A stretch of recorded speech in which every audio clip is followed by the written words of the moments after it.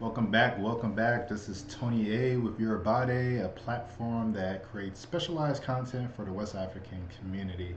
So, I came across an article that I thought was very inspiring and can be very beneficial to a lot of us that are trying to invest back home, on the continent. This person that created this business, I feel just created a blueprint for a lot of us that wants to actually make tangible change back home.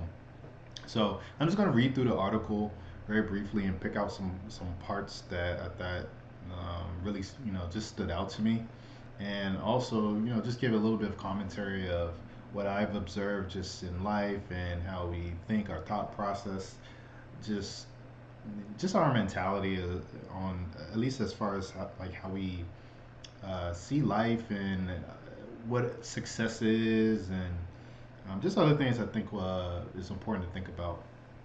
So I'm gonna put this brother's webpage up so you can see it for yourself.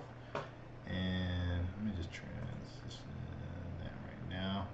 You can see. So basically, this brother created a company that is, their product is moringa leaf, moringa trees. If you don't know what moringa is, it's basically a superfood.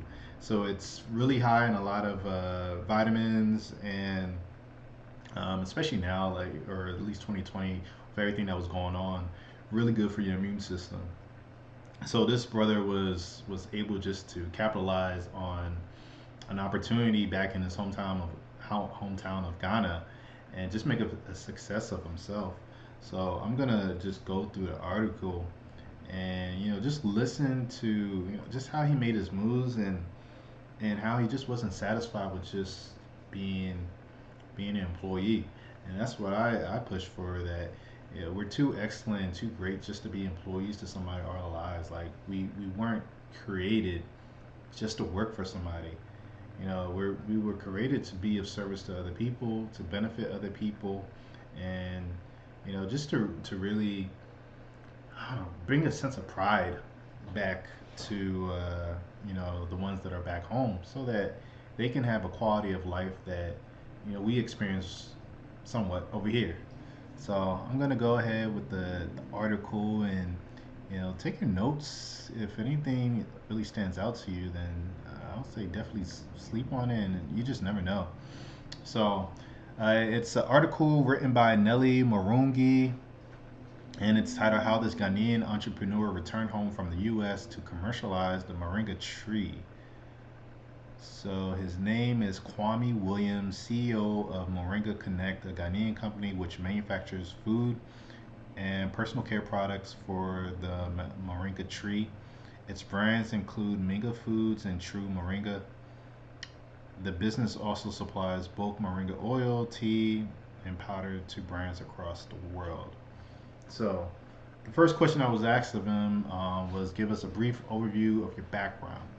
And he says, I was born and raised in Accra, Ghana. Ever since I can remember, I was obsessed with things that flew and taking things apart to see how it worked. I immigrated to the U.S. after my family won the diversity visa lottery. So interesting thing, I didn't think it was real, the whole lottery business. I thought it was just like play on words or something to just elicit humor. But when I found out it was real, I was like, oh, that's interesting. I don't think I really care for the language that was used for it, the lottery. But whatever. It is real, and his family won. I spent my middle and high school years in Baltimore, where my parents worked multiple jobs to offer my brother and me the best shot at the American dream.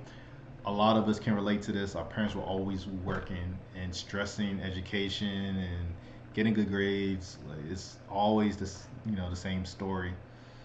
I studied aerospace engineering at MIT and interned at two NASA space centers, thinking that would be my future. Through two trips back to Ghana during university, I got to see rural poverty up close for the first time. Hmm. So even though he was living in Ghana, he never saw poverty. Oh, that's interesting. Okay. These experiences gave me a complete change of heart, igniting a journey from aerospace engineering to agriculture. I packed my bags and moved back to Ghana in 2013 to start building what will become Moringa Connect. So, second question asked of him is, how did you come up with the idea for Moringa Connect?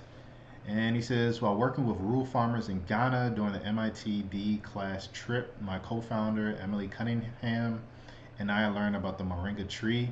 NGOs had told farmers to plant moringa for nutritional benefits. Gram for gram, the leaves of the tree contain more vitamin A than carrots, more protein than yogurt, and more calcium than milk. The seeds of the tree contain a deeply moisturizing oil for hair and skin care that outperforms argan, coconut, and shea oils. Wow, that's pretty interesting. However, without a market, farmers grew trees only at household scale, receiving little to no economic benefit from it. Since becoming operational in 2014, we have built a network of 5,000 farming families cultivating 2 million moringa trees. 2 million moringa trees. We provide direct farmer training. We co-press the moringa seeds into seed oil and process the moringa leaves into leaf powder. We use our oil and powder ingredients to manufacture health products, tea, supplement powder, and energy bars in Ghana, and we work with women and black-owned manufacturers in the U.S. to create our finished line of hair, face, and body beauty products. I gotta try this stuff because I didn't know all that, but that's pretty amazing. Through our True Moringa brand, we create health and beauty products powered by nutrition-rich moringa. We're on a mission to make wellness accessible and bring in underutilized superfood ingredients to underserved people on the continent and beyond. That's one thing I notice about a lot of these African countries. They don't understand the value that's in their soil, and we can see it too. But it doesn't cut us any slack because we're not investing in those opportunities. Everyone else is investing in the opportunities, but we're not because we like things simple and easy, and we're comfortable. So, I mean, this is a great learning lesson for really everyone. Like just the value that he's adding to his community is something that we should all learn from. So I'm gonna skip down and get to a question that they asked them is if you had to start this business again, what would you do differently? And I think it's really important to understand the failures of business or just in general life. What did we do wrong, and what would we change? I think adds the most value to someone's life just to know, okay, this is how they was thinking, this is what happened, and then they made a pivot out of their situation to be successful. That type of content, that's why I love reading books, and I always advocate for everyone to read books, and really not fictional, but what's the word, not necessarily autobiographies, but read books that you can actually learn something from and add it, like just gain wisdom from, because I learned so much from books and what not to do, especially when it comes to business. Just so much knowledge and years of information that's in somebody's head that's just giving it away for like pennies on a dollar. Like what? How? I think the most expensive book I gotten was like I think it was like $20, but for years of experience, like it's yeah, I'm an advocate for reading. So things he will do differently. He said the first thing, personal. Invest in your wellness rather than sacrifice it for the startup. You can't build a healthy company if you're not healthy. Set boundaries for work and make the things that you care for your mind, body, soul, and loved ones non-negotiable. Really important, especially in our community when it comes to mental health. There's a lot that we go through, or at least our parents go through, and just being black in America, all the freaking pain we see on TV, death, racism, we're damaged, and we need therapy just to at least go to get a clean bill of mental health, because I want to do it, like for sure, just from all I've seen, relationships on TV, articles I read, like it's a lot of trauma that we go through every day, and we think, oh, we're just fine, we'll pray it away. Like, nah, I mean, you got to talk to some like professionals as well. Like professionals are there for a reason. They've been blessed with a gift. Utilize them. So the mental health is really important.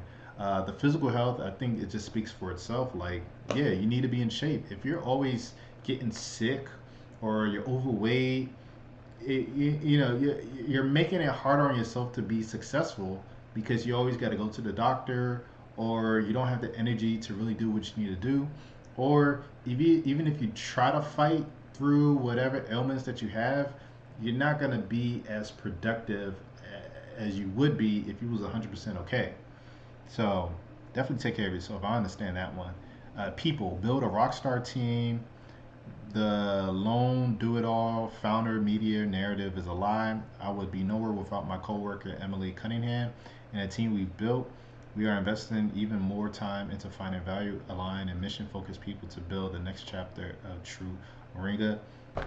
Every time I hear a horror story coming from Nigeria about a Nigerian person that came from the diaspora, was trying to do some business in Nigeria, they failed because they really was doing everything on their own.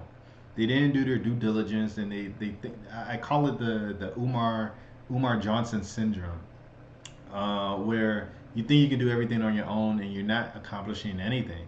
And every time they always fail because they don't have the connections, they don't talk to people, and they just feel they can run it like it is in America, and then everything will work out.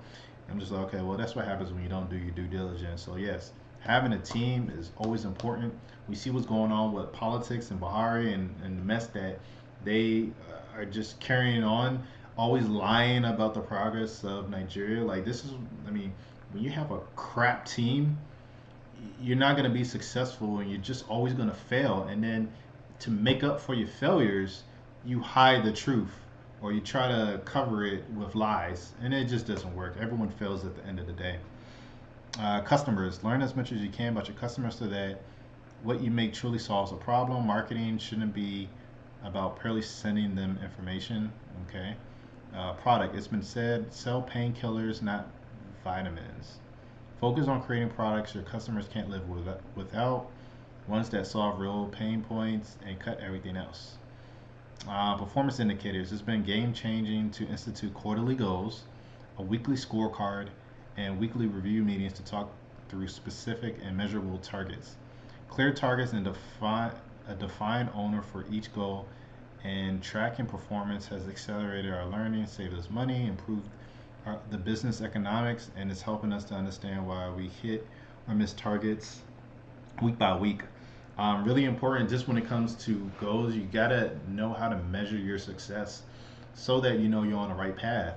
If you don't reach your goals or your annual goals, or whatever goals that you have, and you don't have any document to look back to see where you went wrong, then essentially it's kind of like you just went through that experience for nothing. Like you want to learn from what you did wrong, that way you can make adjustments, and then you could carry on.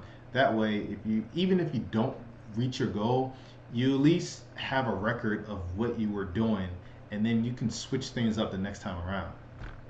So yes, setting measurable goals is always really important.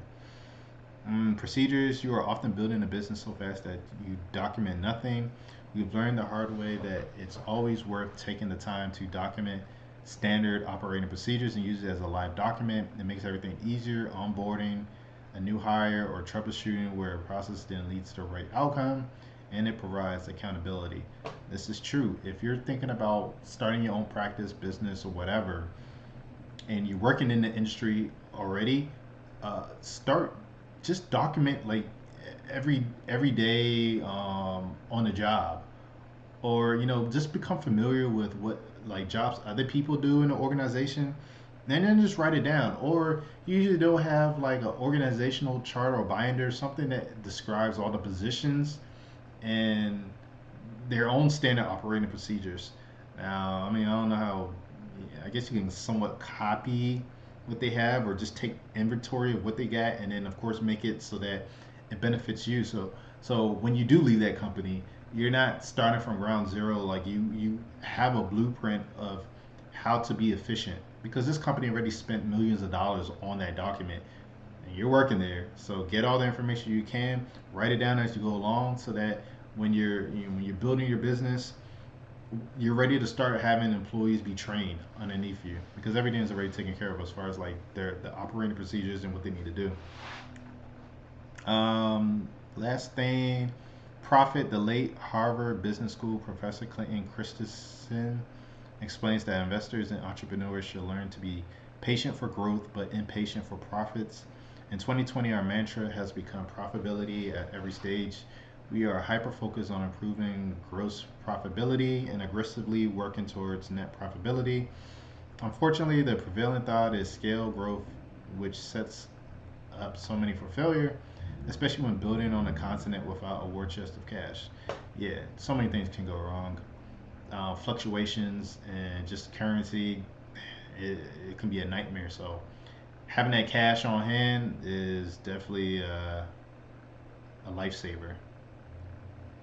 And got one more. So the last piece of this article, it actually asks him to identify business opportunities, untapped business opportunities in Africa. I thought this was really, really a good question to ask.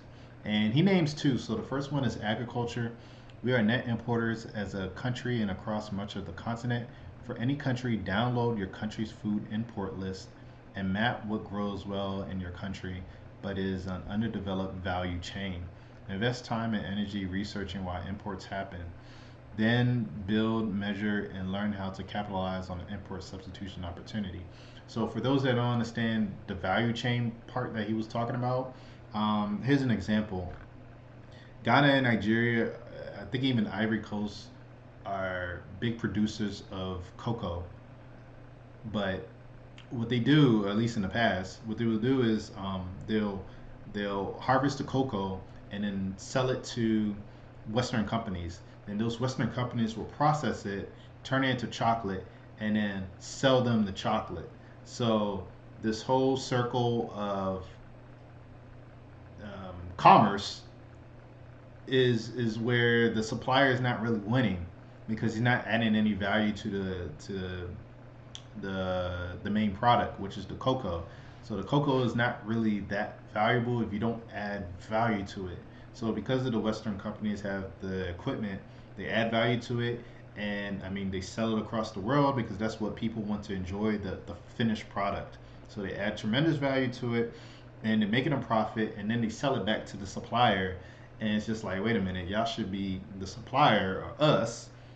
We should be getting all those billions of dollars that the chocolate business industry produces annually. Because I know chocolate is really, really, really lucrative. Um, so that's what it means to add value. You're just adding value to the the original product, which was the cocoa that was farmed out. And the second one is packaging, paper, plastic, and glass packaging for food and beauty products.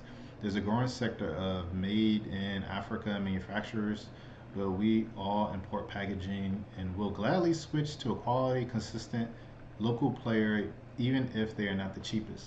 So that makes sense.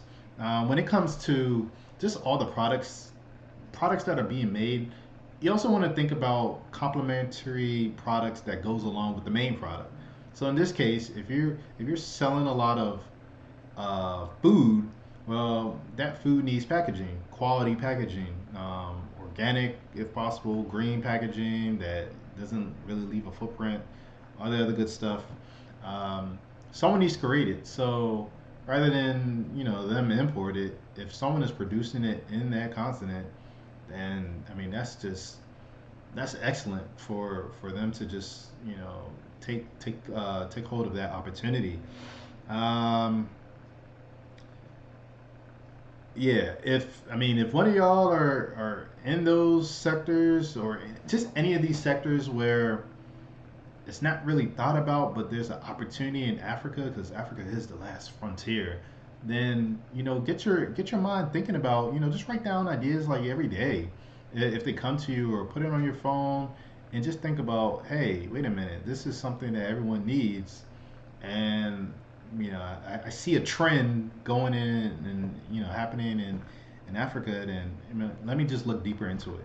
So that's a good. Those are some good tips that anyone can just take and just apply it to their situation and see if they can be the next Kwami. So, but I hope this article was really beneficial to you. You learned a lot, inspiring, and just gives you ideas on how you yourself can invest in the continent, in your region, in your country to benefit your own community. Because I know I'm always getting ideas all the time. I see dozens of articles, and it's hard to keep up. But especially this year, I'm gonna try to do a better job at looking at these articles and just bringing it to you all so that you can see just the benefits of taking time to see the opportunities and just benefit the people there as well. So he's employed 5,000 families, farming families with good wages. Apparently, I mean, I don't think the brother's just gonna sell them short like a lot of foreigners do to our people. But hey, he's doing the damn thing. This to me is what I see as success. Him getting an MIT degree and work for NASA, yeah, that's all cool, but I don't really see that as success by itself. And I've seen, stories and posts of, when we graduate saying African excellent. I don't see that as excellent. If you're not benefiting your community, then to me you're just average. There's nothing amazing about what you're doing. It's just not. And at the end of the day, it's kind of selfish that you're doing this well, and you know that your people back home are not doing well at all, even just for basic necessities, especially when they have gold in their soil, not necessarily gold, but just crops like this or food products like this. If you want to be a success, freaking empower your community back home. It's not just about you or your family or whatever you think it is over here. Like, no, not in a charitable way, in a sustainable way. Find a way to just invest in somebody over there, and just that's what's going to be even lasting and more fulfilling than just making money. So if you like the video, share it. If you think anyone will find this information very helpful, leave a comment if you have words that you want to just share with the world or with me. Send me an email. Follow me on my Instagram channel if you would like to see events that I'll be going to this year, especially. I mean, I think things are really going to start opening up. So I want to document this stuff, and then also I'm going to be throwing events as well. Just being now in Atlanta, there's a lot going on, and definitely trying to be in the mix and just trying to bring some value to a lot of people. So appreciate you watching this whole video, and I'll catch you next time.